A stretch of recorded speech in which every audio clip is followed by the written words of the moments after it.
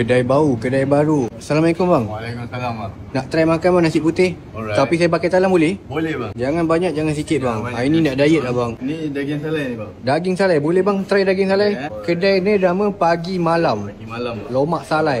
Kita nak ambil juga Titik salai pun ambil juga. Bagian mana-mana ke? Abang ambil je apa-apa bahagian. Saya semua saya makan. Tu apa peha?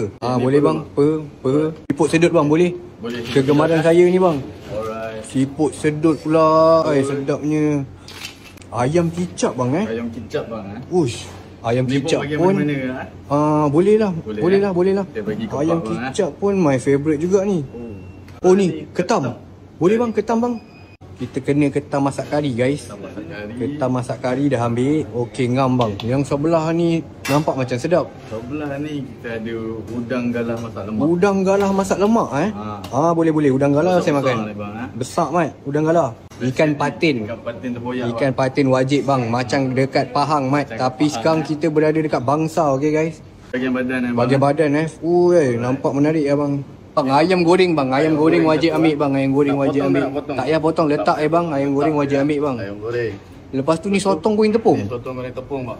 Boleh sotong goreng tepung bang. Juga Ambil juga sotong goreng tepung. Wah dah macam nasi kandak Tapi ni nasi berlauk okey guys. Tengok ni. Meriah. Sotong goreng tepung pun dah ambil. Ambil telur goreng abang. Telur goreng Telur goreng. Sini pun banyak lauk mat. Tu sayur dia. Banyak lauk mat. Dilarang diet sini Abang ni bahagian ulam-ulaman Boleh ambil lah. Boleh ambil sendiri. Boleh ambil sendiri. Ni salad. Ni jering. Jering satu. Keldas. Keldas. Rasa-rasa je bang. Sambal belacan. Belacan. Okay, makanan Melayu mat hari ni. Ni ada sambal kicap sambal kicap pun boleh. Sambal kicap. Ni macam sedap bang.